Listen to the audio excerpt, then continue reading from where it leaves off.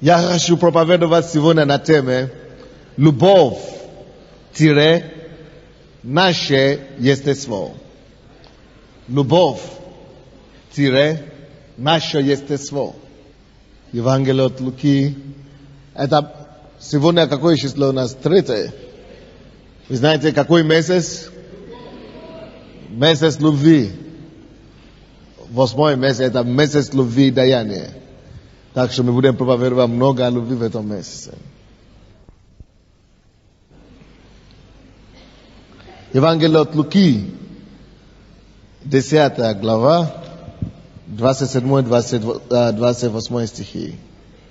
Он сказал в ответ: «Возлюби Господа Бога твоего всем сердцем твоим, и всей душою твоею, и всею крепостью твоею, и всем разумением твоим, и ближнего твоего, как самого себя».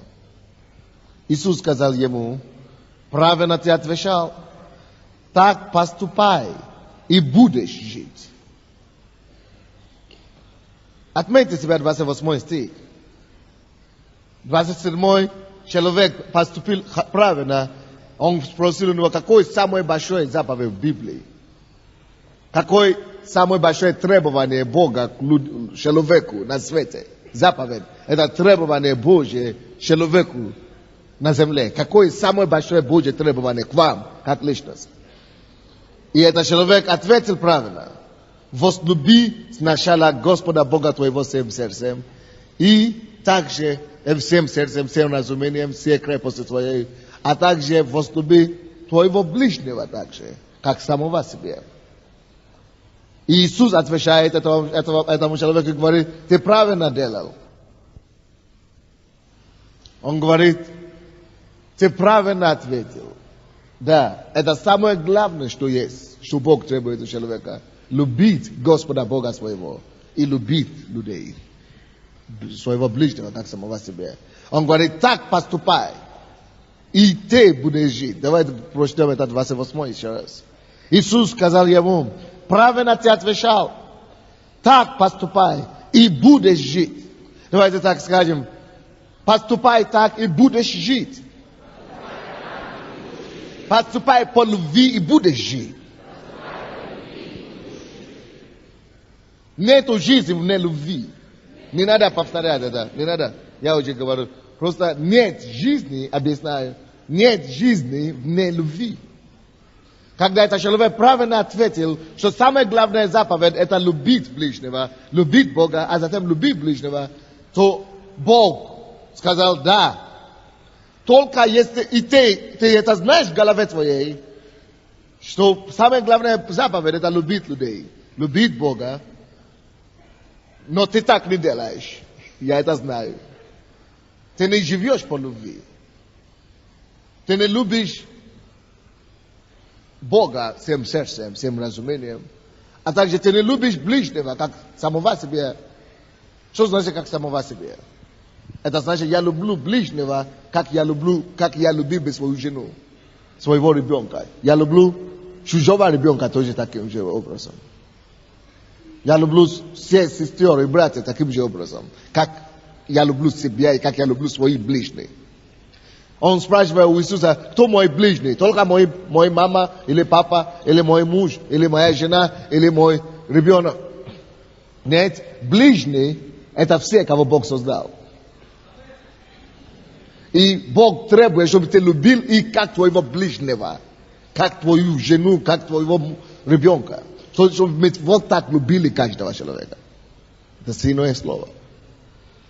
Вот это что значит любовь. Но он говорит: только ты иди сейчас, поступай так. Любовь – самая главная заповедь к Богу, а потом любовь к людям. Они параллельно. На одном уровне находятся. Он говорит: иди поступай так, и будешь жить. Иди поступать по любви, и будешь жить. Иди поступать по любви, и будешь жить. Обратно это тоже правильно. Это значит, если я живу не по любви, я не живу. Если я живу не по любви, я не живу. Если я живу и не поступаю по любви, не люблю Бога всем сердцем, и не люблю ближнего, как самого себя, то я не живу. Жизнь возможная только если она проводится в любви. Поэтому он говорит, иди жить по любви, и ты тогда будешь жить. Ты еще не знаешь, что такое жизнь. Хотя он был богатый человек, образованный человек, но Иисус говорит ему, ты еще не вкусил вкус жизни. Любовь – это то, что позволит тебе жить и знать, что такое жизнь. Иди любить людей. Иди отдать и продать себе любви к людям, и ты будешь знать, что такое жить. Иди отдать и предать себе любовь к Богу, и тогда ты начинаешь жить без промаха.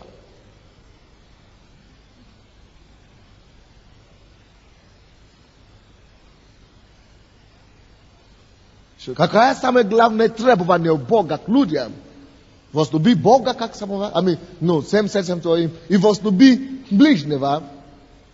Иисус говорит ему, правильно ты отвечал.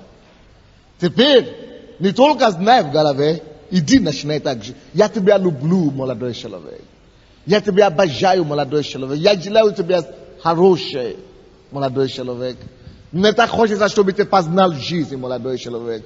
Мне так хочется, чтобы ты начал наслаждаться жизнью, молодой человек.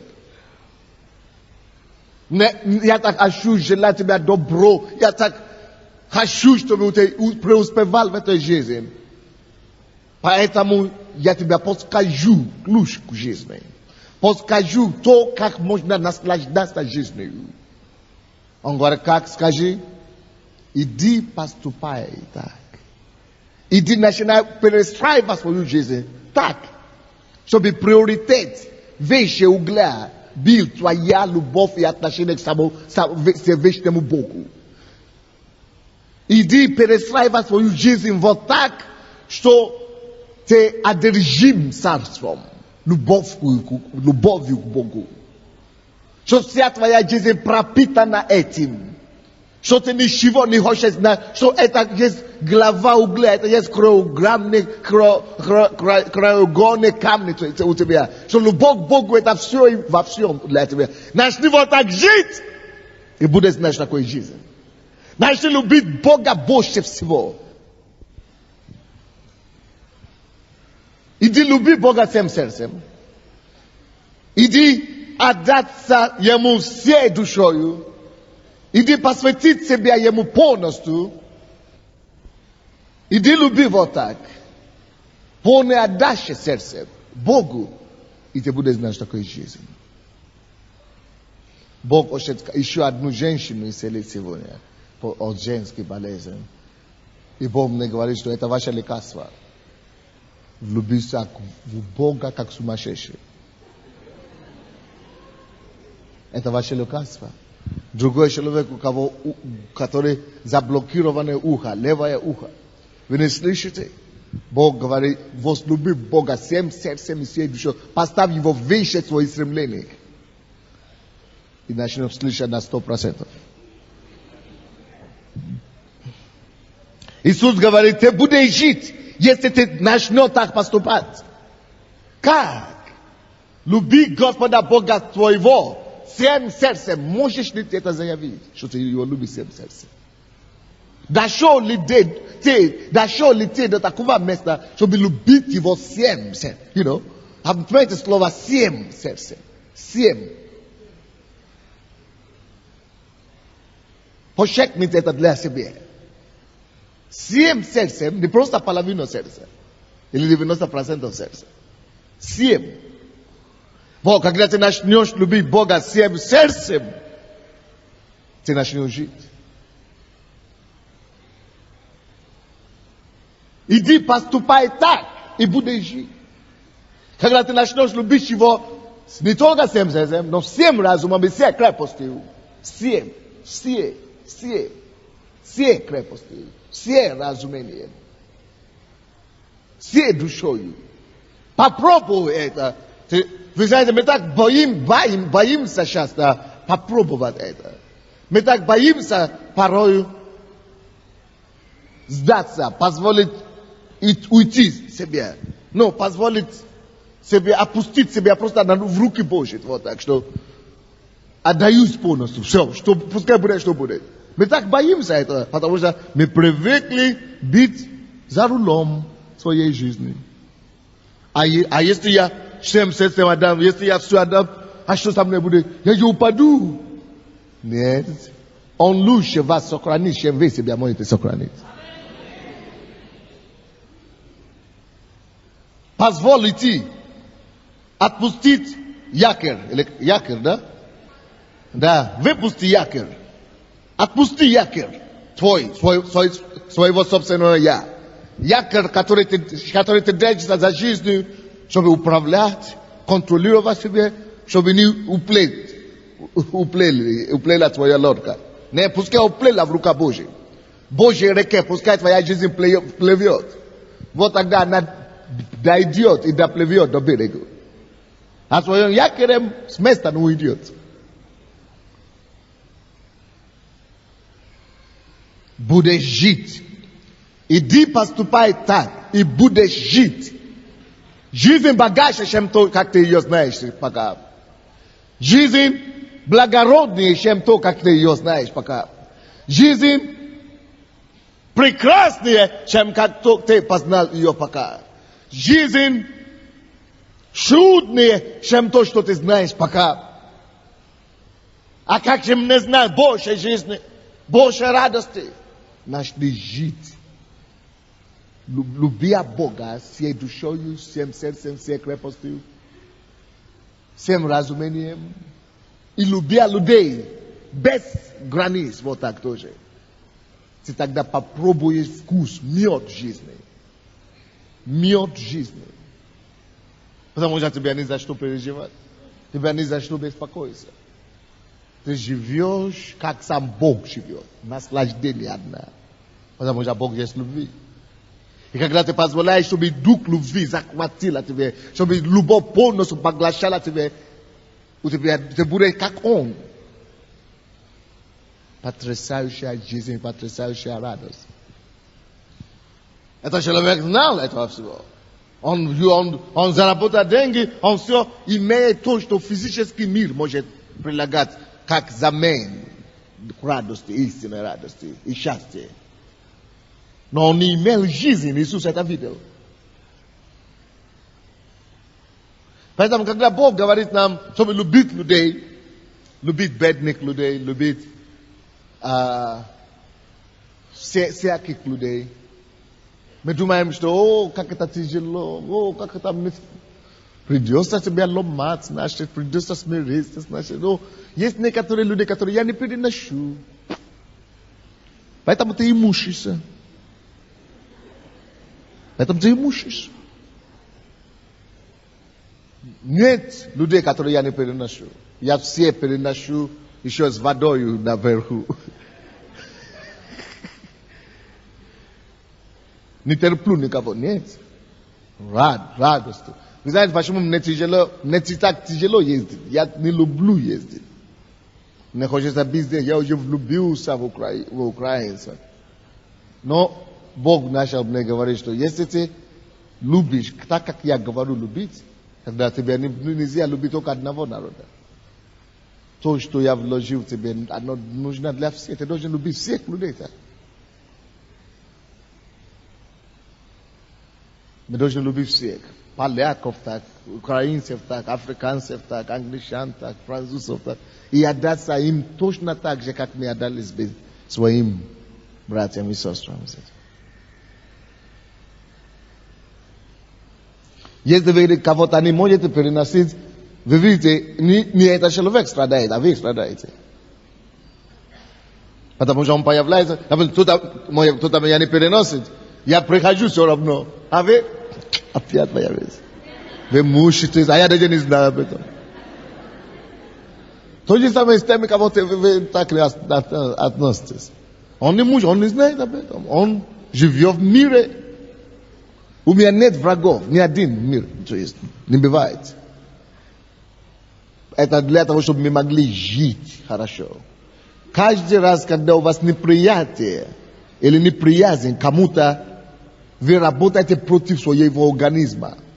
Вы уничтожаете себя, потому что мы созданы по любви. Наш организм создан по системе любви, чтобы мы любили людей. Бог так создал нас, любить людей всех.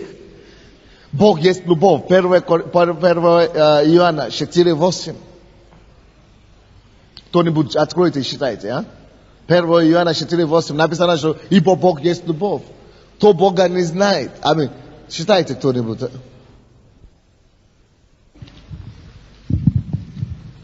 Кто не любит, тот не познал Бога, потому что Бог есть любовь. Кто не любит, тот не познал Бога. Он вообще Бога не знает. Потому что Бог есть любовь. Кто не любит, он вообще Бога не знает. Какой бы шаблон ты не поставил себе в голове, вот. Реклама. Я верующий, значит. А ты кого-то не приносишь, ты кого-то не любишь, кого-то ты не можешь, значит, ты религиозный всего лишь. Тот, кто не любит, то Бога не знает. Почему? Бог есть любовь. И кто из вас знает, что он от Бога? Что Бог создал его? Меня, по крайней мере, он создал.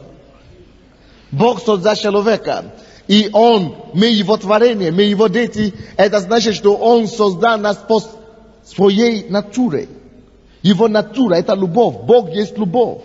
Бог не просто любит людей. Любить людей, можно кого-то любить, не любить. Это ниже, чем Бог есть любовь. Бог есть любовь выше, чем Бог любит кого-то. Потому что если он любит кого-то, он может кого-то не любить. Но когда мы говорим, что Бог есть любовь, это значит, что у него нет другого. Ничего больше не может исходить из него, как только любовь. Бог есть любовь. Он есть любовь. Это вся его содержимость. Поэтому все то, что он производит, все то, что он создает, как мы с вами, он создает потому, что у него есть, по его качеству. Поэтому мы, по созданию, наша натура, это любовь. Иди сюда кто-нибудь.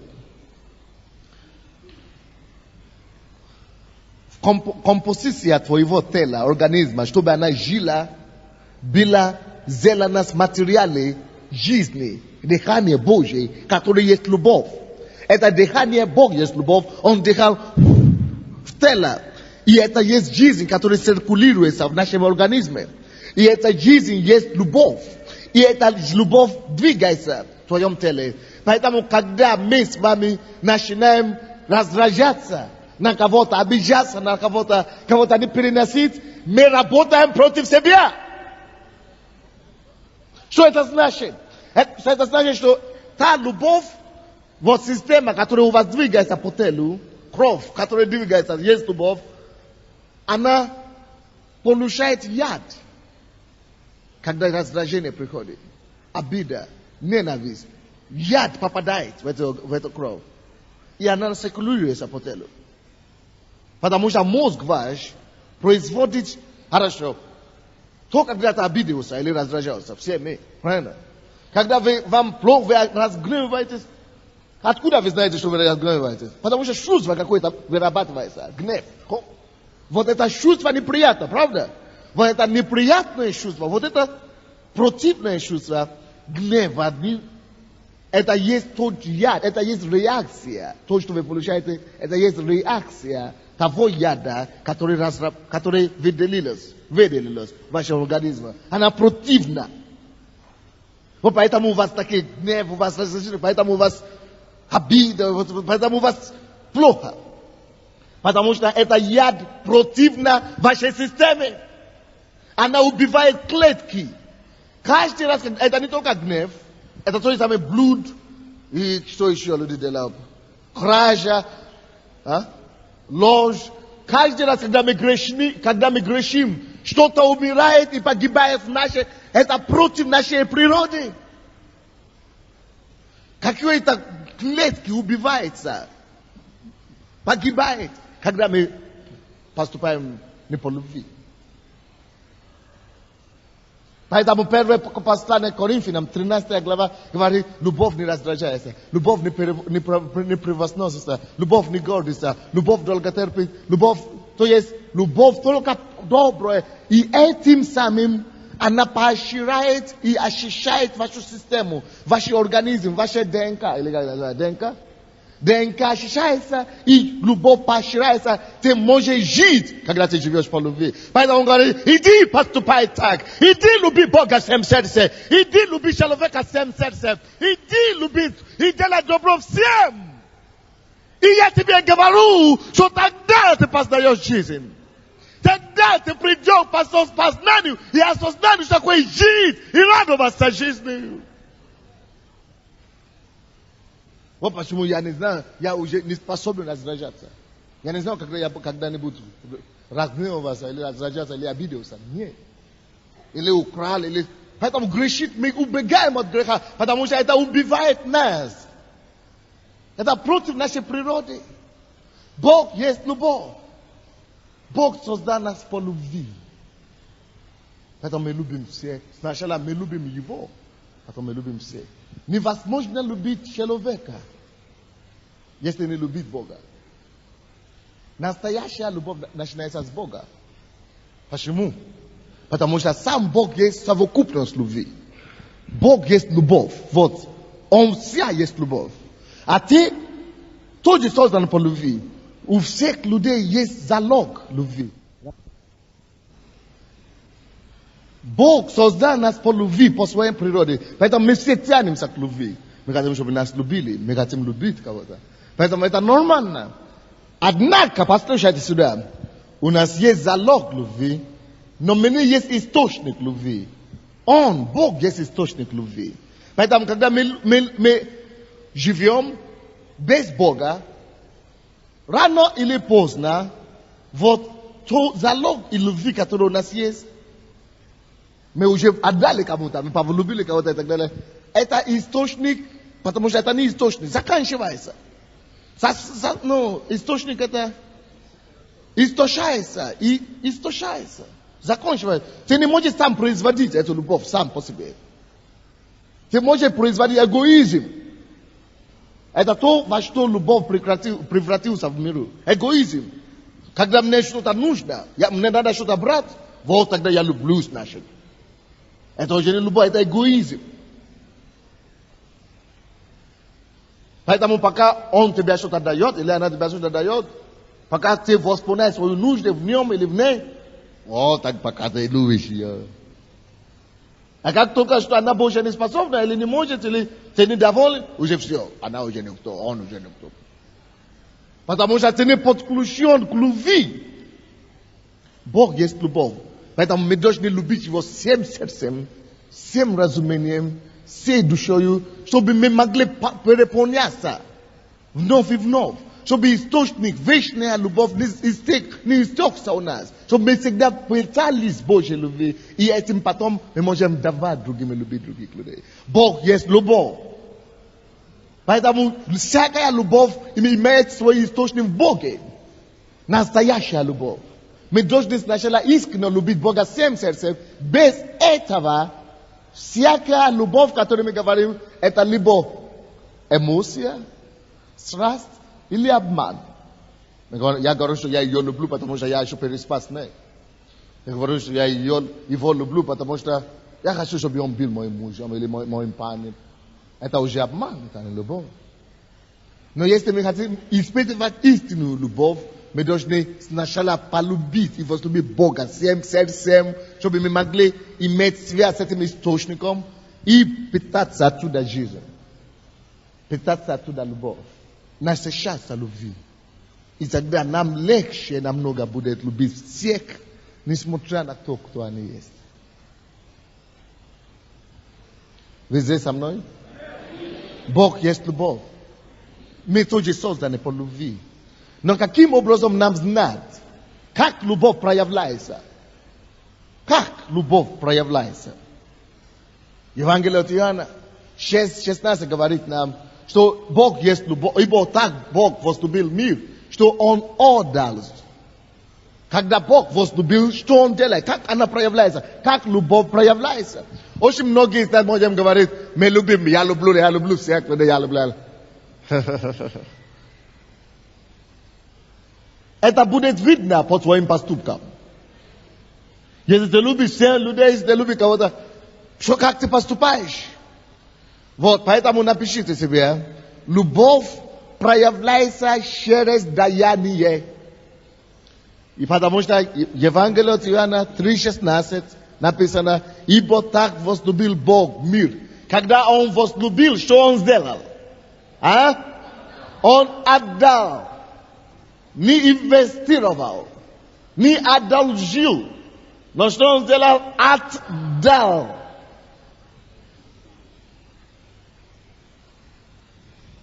Любовь. Бог любит. Когда вы любите, если вы любите действительно Бога, вы сначала отдадите Ему всего себя. Что я никто. Точно так, как ты отдал, как Он вам отдал свою жизнь. Точно таким образом говорю, я тебя люблю так же, Господь. Я отдаю тебе мою жизнь. Ты владеешь мною, я принадлежу тебе. А потом уже все моими имениями, мою жену, моими детьми, все то, что я имею, это без тебя я бы вообще не имел ничего. Все мои, твои, Господь. Это доказательство любви. Любовь дает. Когда Бог возлюбил человека, возлюбил мир, Он отдал всего то, что у него есть. Он отдал себя, Он отдал свою жизнь, единородного Сына. Любовь дает. Любовь делится с кем-то. Любовь делит любви. Любовь без деления, или как деление, правильное слово? Любовь без деления – это мертвая любовь. Если кто-нибудь из вас, кто когда-то любил, и этого человека, кого вы любили, не обратил на вас никакое внимание, он даже не заметил. Любовь без деления, любовь, которую мы не можем отдать, выпустить, поделиться с кем-то, это сплошное мучение, напишите. Любовь без даяния – это мучение. Не бывает, это самоуничтожение. Когда вы любите, и вы не можете, вы не отдаете эту любовь, лучше вообще не говорить, что вы не любите. Чем любить и не иметь способность отдавать. Это уничтожает, это работает против естества. Потому что любовь должна давать. Поэтому, когда вы не даете то, что вы имеете, это уничтожает вас, вашу суть. Любовь не бывает без даяния. И когда вы выпускаете то, что у вас есть внутри, тогда жизнь приходит к вам. Это то же самое, что вы вдыхаете воздух, или как, да? Вы вдыхаете воздух, но вы не выпускаете наружу. Это против природы любви. Любовь должна отдать что-то обратно. Поэтому мы дышим и выдыхаем также. Вдыхаем и выдыхаем. Мы кушаем и идем в туалет. Мы не можем просто кушать. Любовь без отдачи – это смерть. Вот почему мы любим Бога. Прежде всего мы отдаем Ему себя, свою жизнь. И каждый раз мы говорим Ему, я тебя люблю, Господь. Вот моя десятина, вот мои пожертвования. Вот то, что ты хочешь, чтобы я дал людям. Моя энергия, мое знание, все тебя, Господь. Прежде всего. Когда мы говорим, что мы любим людей также. То же самое. Мы готовы отдать людям все. Деньги, одежды, но время, совет, энергии. Мы это делаем естественно, потому что мы любим их. Любовь выражается через даяние. Поэтому, когда мы говорим о месяце любви, месяц любви это значит месяц даяния. Потому что даяние это язык любви. Даяние это язык любви. Точно так же, как вера есть язык духа, тело есть язык материи, так же даяние есть язык любви. Даяние есть источник, как выражается любовь. Допустим, Бог есть любовь, правда? Понятно, что Он отдал нам своего Сына, чтобы искупить нас. Но сначала, Бытие, 1 глава, 1 стих. Там написано, в начале сотворил Бог Небо и землю. Почему он сотворил Бог небо и землю? Я вам скажу, это из-за любви. Благодаря любви. Потому что он имел все в себе.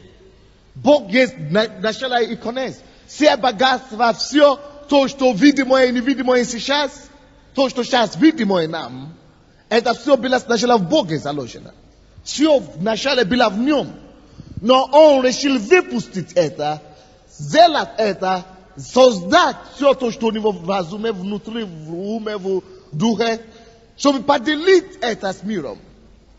Он отдал нам землю. Он отдал нам прекрасные деревья. Он отдал нам прекрасные океаны, и море, и реки. Он отдал и поделил это с человеком. Он создал человека, чтобы поделиться его любви. Все то, что он делает по любви. Человек есть результат Божьей любви. Потому что Бог любит, он должен поделить все, что у него есть с кем-то. Поэтому он создал нас, чтобы с нами он мог поделиться то, что у него есть. А так, если бы он не создал человека, чтобы поделиться с нами, тогда вы знаете, что было бы? Сам Бог есть любовь, все есть в нем, но не течет, не выходит. Некому дать. Значит, все заглушается. И все самоуничтожается. Поэтому Бог создал человека, чтобы был кем-то, с кем ему делить свою природу, любви. Поэтому мы созданы по любви. Мы созданы по причине любви. И мы созданы, чтобы любить. И быть как он, и быть продолжением его дела. Начинать делиться себе то, что у нас есть с кем-то. Послушайте сюда. Я создан от Бога. Бог создал других людей. Бог, скажем, я Адам, скажем, он Ева. Ева это не обязательно женщина. Ну, представьте себе, чтобы Ева не женщина. Бог просто создал человека ему еще раз. Но женщина, почему? Потому что это интересно. Если создать только два мужчины, это кости на кости, не очень интересно. Бьются. Но здесь мягко. То есть контраст лучше. Это мужчина, здесь другая женщина. Поэтому забудьте, что это женщина. Бог создал другого человека. Не Еву. Бог создал другого человека. Прежде всего, не чтобы она была женщина, чтобы готовила на кухне или переспать. Нет. Бог создал человека, Еву, для Адама, прежде всего, чтобы он делился. Потому что он должен с кем-то, он есть создан по Богу. Любовь. Его природа это требует, чтобы он делился с кем-то. А то все это бы заключилось в нем и не было бы вкуса в жизни. Слушайте, у вас нет вкуса в жизни, пока вы не начнете жить жизнь даянием с кем-то. С людьми, не просто с кем-то. Поэтому факт создания Евы, это не факт создания женщины как женщину, противоположное. Это факт создания человека, с кем нужно жить, делиться. Поэтому, когда Бог говорит, что нехорошо человеку быть одному, Бытие 2:18, он не говорит, что не обязательно человеку быть без женщины или без мужчины. Разве так написано там? Нет. Там не говорится о том, что нехорошо человеку быть без женщины или без мужчины. Просто нехорошо человеку быть одному. Это противоестественно. Поэтому, если вы не женаты, или вы не замужем, это еще не обозначает, что вы не счастливы. Бросьте это. Это просто обозначает, что нехорошо вам жить один все равно. Вы должны найти компанию людей. Вы должны найти общество. Вы должны быть среди людей, чтобы вы могли отдавать свои таланты, свои способности, дары, которые Бог заложил в вас, чтобы вы могли делить с кем-то другим. Вот суть любви. Любовь должен делиться. Любовь должен отдавать. Также Бог, он создал человека, он же не создал женщину, чтобы мне жену нужна. Нет. Он просто создал человека, чтобы он мог с кем-то делиться. Он создал Адама и Еву, чтобы с ними делить. Поэтому, если вы человека, вы создали по Божьей любви, Бог, послушайте и смотрите сюда, заложил в нем некоторые способности, таланты, которые отличаются от моих. Некоторые способности, которые отличаются от моего мои. Некоторые вещи, которые он умеет делать, некоторые вещи, которые я умею делать. Почему? Чтобы мы могли любить друг друга, возлюбить ближнего, как самого себя. Это значит, любовь, какой его язык выражения? Даяние. Даяние есть язык выражения любви. Я отдаю и делю с ним мой опыт, мое знание, чтобы его жизнь улучшилась. Он свои знания, способности делится со мной. Моя жизнь балансируется и улучшается. Вот так Бог создал мир, чтобы действовал. Поэтому он говорит, что любовь, поэтому самая великая заповедь, которую кто-нибудь может придумать, это любить. Закон любви. Любить ближнего, как самого себя. Когда любовью мы вытягиваем из друг друга самое лучшее, чтобы назидать друг друга. И когда я делюсь то, что у меня есть с ним, я обнаруживаю другие способности, которые у меня скрылись, которые я не знал. Потому что если вы не выпустите то, что у вас внутри, вы не обнаружите ручье, источник. Кто когда-нибудь видел колодец? Колодец может продолжать производить воду, потому что черпается. Потому что она вышла наружу. Когда она там закрыта, никто ничего не получает, она просто там мертвый груз. Но когда вы попадаете в колодец, выходит вода, и тогда люди могут источник. И больше воды, больше воды. Вода, которая не течет, она воняется. Она не полезная. Вы думаете, что, я себе захнутый, вы самоуничтожаетесь. Чтобы жить вам. Даже из малого, которое у вас есть, вы должны начинать делиться с кем-то. Вот почему, как принцип, наша семья так живет. Мы даем десятину Богу, это обязательно. Мы даем пожертвования, мы даем на разные нужды церкви, на дески, эти ящики, которые там есть. А потом мы выделяем какие-то суммы, которые мы даем разным людям каждый месяц. Так мы живем и получаем радость. Это кроме того, что мы отдаем свою жизнь вообще-то. Это жизнь, это способ, это тайна жизни. Иди люби Бога всем сердцем. Иди люби людей всем сердцем и будешь жить. Будешь жить. Будешь жить. Будешь жить. Будешь жить.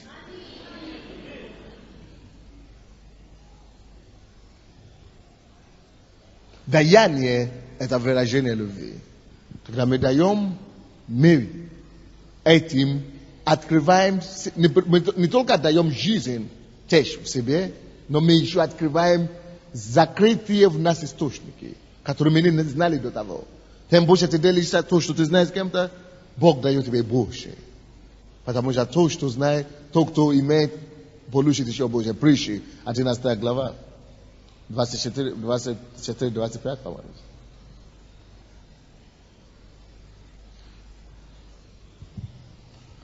Иной сыплет щедро, и ему еще... Скажи. Притчи, 11 глава, 24-25 стихи. Иной сыплет щедро, и ему еще прибавляется. Видите, это народ, это природа Божья. И один сыплет щедро, и прибавляется ему. Это Божья природа такая, натура такая, то есть закон такой. Тем больше ты будешь давать другим. Неважно что, деньги, энергия, твоя молитва твоя или что. Тем больше тебе будет сыпляться. Дальше. А другой сверх меры бережлив, и однако же беднеет. Видите, не запрещено сохранить, сберегать. Можно сберегать. Но сверх меры бережлив. И что происходит с ним? Беднеет. И беднеет. То есть деньги не производят деньги, когда они сидят дома, когда они под подушкой лежат. Деньги производят деньги, когда они в банке, они крутятся и так далее, и так далее. То есть все должно быть движение, это жизнь такая. Если у вас одежды в дома, вы не носите эти одежды, подарите кому-то, чтобы он нес. Я вижу, вот, сестра, давай сюда, жену, как вас? Давай, быстро. Спортом надо заниматься. Быстрее надо бежать. Во. Извини, позволишь мне, я покажу что-то здесь. Заметьте, что она носит? Как называется, изделие, да? Цепочки. Хорошие цепочки. Два разные.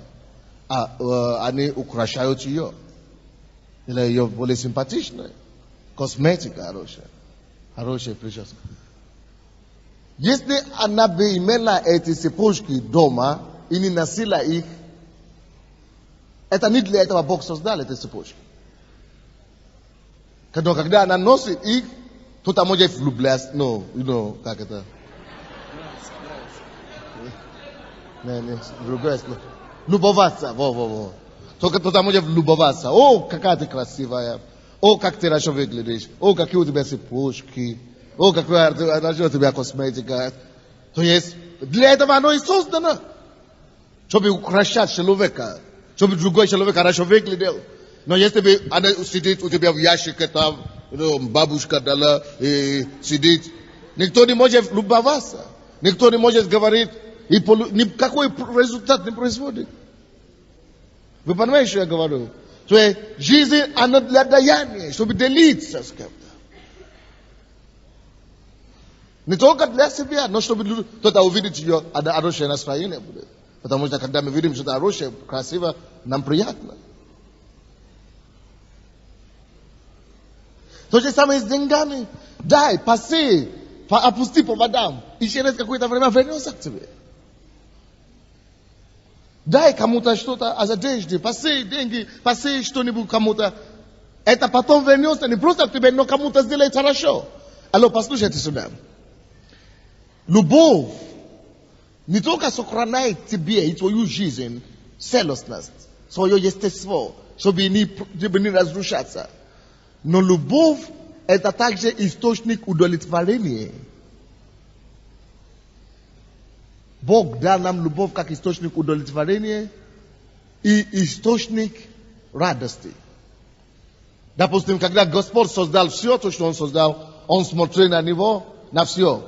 Каждый, когда Он создал, Он говорит, о, все весьма хорошо, удовлетворение. Когда Бог говорит тебе, посей, пожалуйста, кому-то что-то, или ты что-то подарил ей из того, то, что у меня есть. Во. Он муж, он подарил ей эту цепочку, видите, пастор видел и вызвал ее. Это уже радость всем. Но, сначала любовь дает. Когда она подарила, он подарил эту цепочку, тебе было хорошо или нет? Да. Ты возрадовалась и удовлетворилась? Да. А разве ты не возрадовался, когда она радовалась? Очень. Да. Не только человек, кто получает.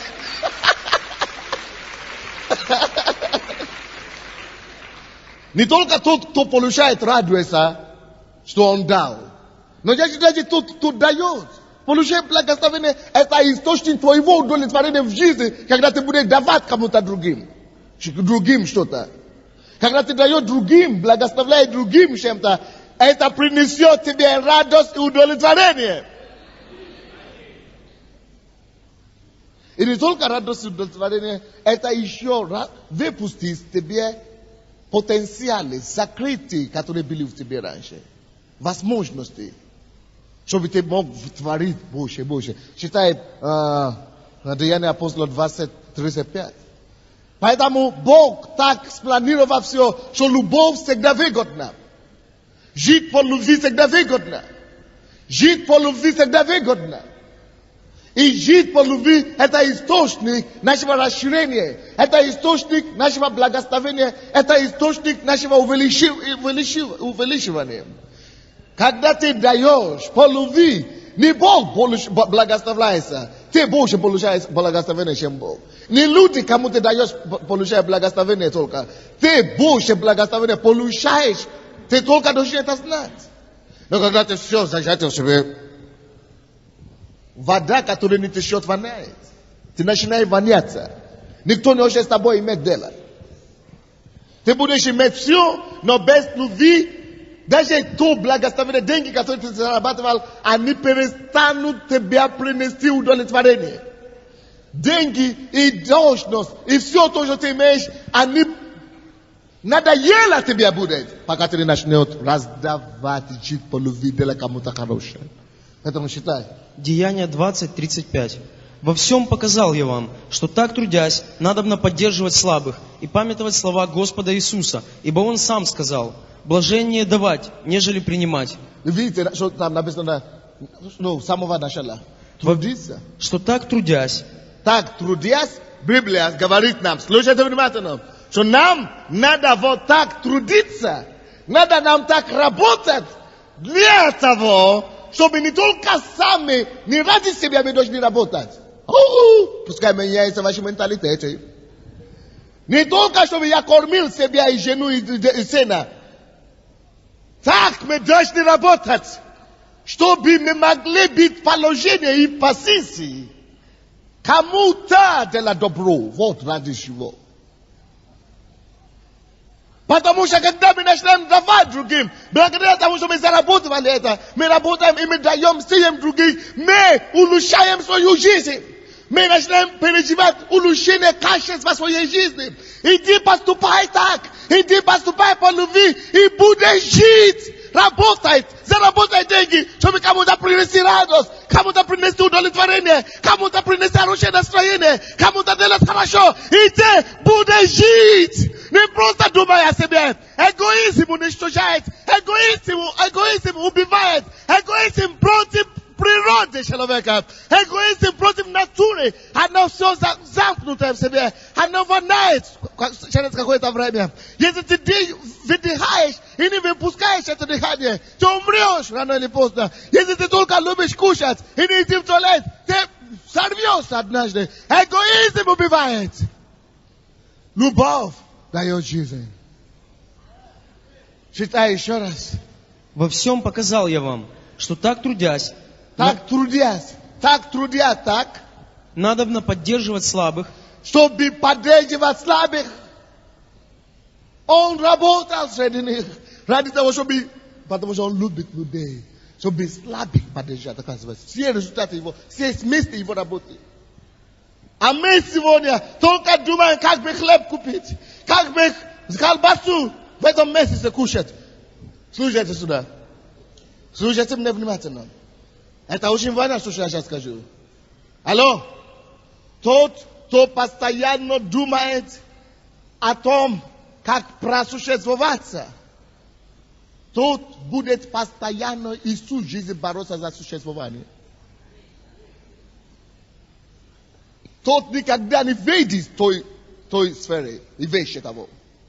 Если вы только все заботитесь, как бы прожиться, как бы кормиться, как бы что-то кушать, вы так и будете существовать всю жизнь. Но начните думать, как бы соседа кормить, как бы людей благословить в церкви, как бы работать больше, чтобы тем 1000 сегодня на этом месяце, один в этом месяце, в следующем году 10, еще 20. Как можно больше людям помочь? Начните мыслить вот так. И вы забудьте, потому что вы работаете на то, как кормить 10 000 человек. Мало дело, что вы уже насытились к этому времени. Когда вы начнете думать о том, чтобы делать что-то для других, вы начнете увеличиваться. Вы тогда начнете, пока вы не начнете жить для других, вы еще не будете знать вкус жизни. Начните жить для других, и вы начнете жить. А пока вы будете стараться, чтобы жить сами, вы жить, у вас будет борьба за выживание всю жизнь. Отдадите себя ради других, и вы познаете жизнь по-настоящему. Он говорит, я работал среди вас, я шел на работу, я зарабатывал не ради себя, а чтобы я мог найти, кого поддерживать. Чтобы поддерживать слабых, чтобы поднимать их, чтобы кому-то что-то давать. И он говорит, именно надо вот так трудиться. Вот так нам с вами надо трудиться. Чтобы кому-то дать жизнь, чтобы кому-то подарить что-то приятное. В этом будет твое удовлетворение и твое счастье и радость в жизни. Это есть жизнь по любви. Сначала к Богу, возлюби всем душой, а потом людей живи так и будешь жить. Читай до конца. Во всем показал я вам, что так трудясь, надобно поддерживать слабых и памятовать слова Господа Иисуса, ибо Он сам сказал. Памятай или что-то написано. Памятовать. Памятовать. Вспоминая, да? Вспоминать слова Господа называется. А? Помнить слова. Дальше. Ибо Он сам сказал, блажение давать, нежели принимать. Видите, поэтому работай не чтобы принимать, а чтобы давать. Вот почему мы работаем. Чтобы быть положение давать другим.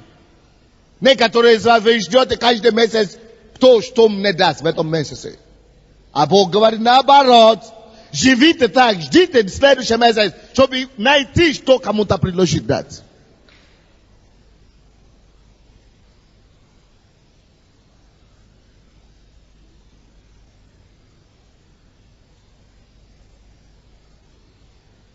Тогда вы будете жить. Тогда вы не будете только жить для себя, у вас будет больше чего давать потом другим. Давайте преклоним нашу голову, будем молиться. Скажите, Господь, научи меня любить Тебя и людей по-настоящему. Помоги мне, Господь. Я хочу жить по этому слову.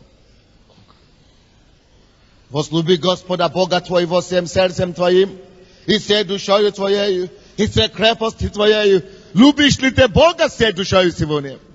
Любишь ли ты Господа всей крепостью сегодня? Любишь ли ты Бога всем сердцем Твоим сегодня? Любишь ли ты Бога всем разумением Твоим, дорогой? Закрой свои глаза и скажи Богу, все, я хочу, все, сдаюсь. Отпускаю якорь. Отпускаю якорь, все, отдаю свои руки.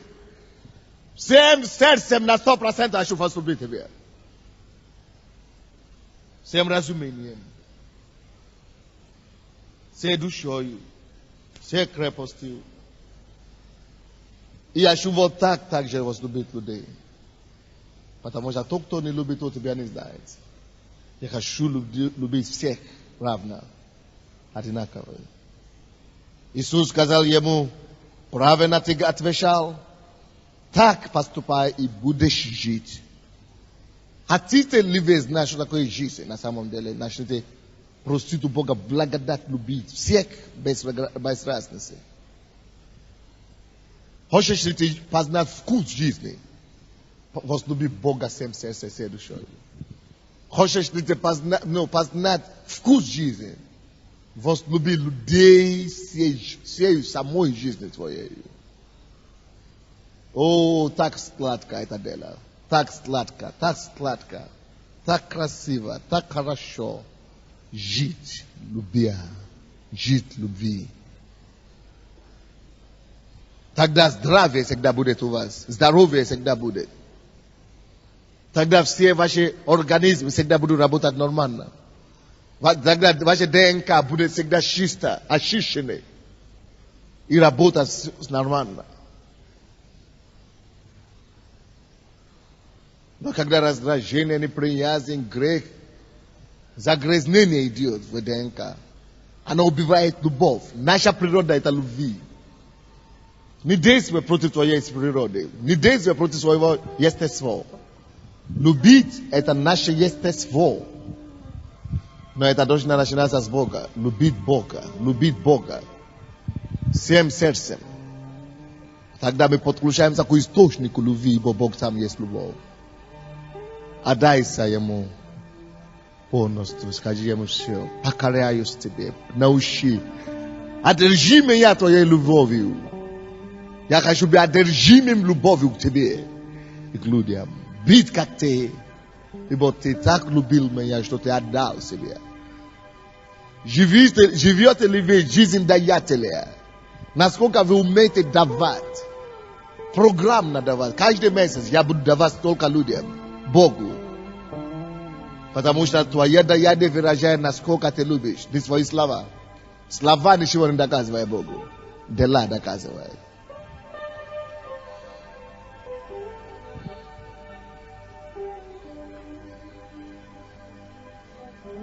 Дела доказывают. Только дела убеждает Бога. Только дела.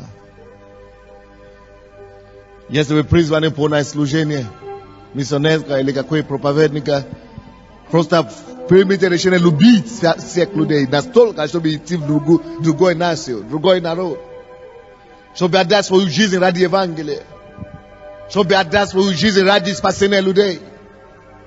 Щоб посеять себя в Евангелие.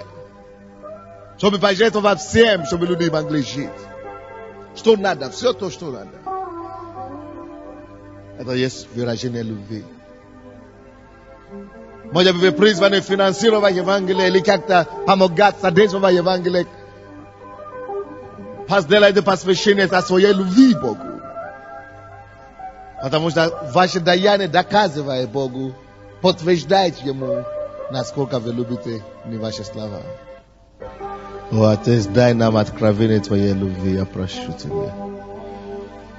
Открой наши души, наши сердца, наше разумение, чтобы мы могли вместить вот такую любовь, как у Тебя.